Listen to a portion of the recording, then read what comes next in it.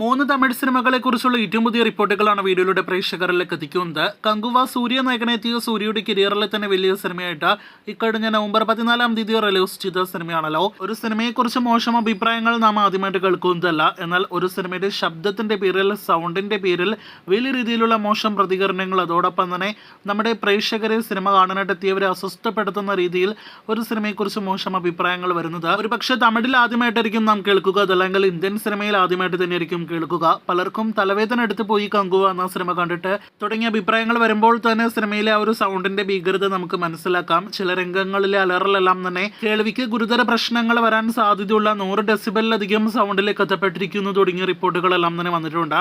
ഇപ്പോഴത്തെ ഈ വിഷയത്തിൽ സിനിമയുടെ നിർമ്മാതാവ് ആദ്യ ദിവസം തന്നെ പ്രതികരണവുമായിട്ട് രംഗത്തെത്തിയിരുന്നു.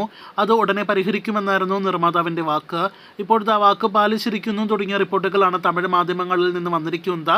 സൗണ്ട് കുറച്ച്, വോളിയം കുറച്ചാണ് നിലവിൽ കങ്കുവ തിയേറ്ററുകളിൽ ഓടുന്നത്.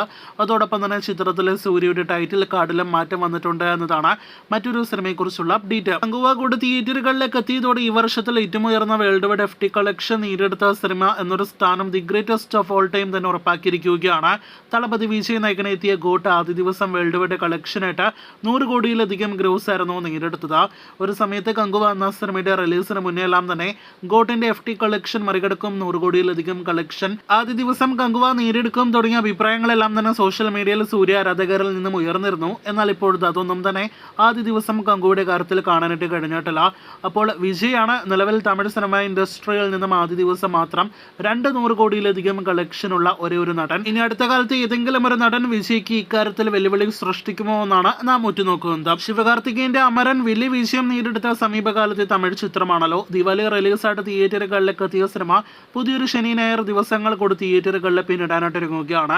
സിനിമയുടെ ഇന്നലെ വരെയുള്ള വേൾഡ് വൈഡ് ഗ്രോസ് പുറത്തു വരുമ്പോൾ 277 കോടി വേൾഡ് വൈഡ് ഗ്രോസിലേക്ക് സിനിമ എത്തപ്പെട്ടിരിക്കുകയാണ്. കങ്കുവയുടെ റിലീസോടെ മുൻ ദിവസങ്ങളെക്കാൾ അല്പം കളക്ഷൻ ഇടിവ് സംഭവിച്ചിട്ടുണ്ടെങ്കിൽ പോലും ഇന്നും നാളെയും അമരൻ ബോക്സ് ഓഫീസിൽ ശക്തി പ്രാപിക്കുമെന്നാണ് നിലവിൽ നാം പ്രതീക്ഷിക്കുന്നത്. 300 കോടി ലക്ഷ്യമിട്ട് സിനിമ മുന്നേറിക്കൊണ്ടിരിക്കുകയാണ്. അപ്പോൾ കാത്തിരിക്കൂ അമരന്റെ ഫൈനൽ വരെയുള്ള ബോക്സ് ഓഫീസ് റിപ്പോർട്ടുകൾക്ക്.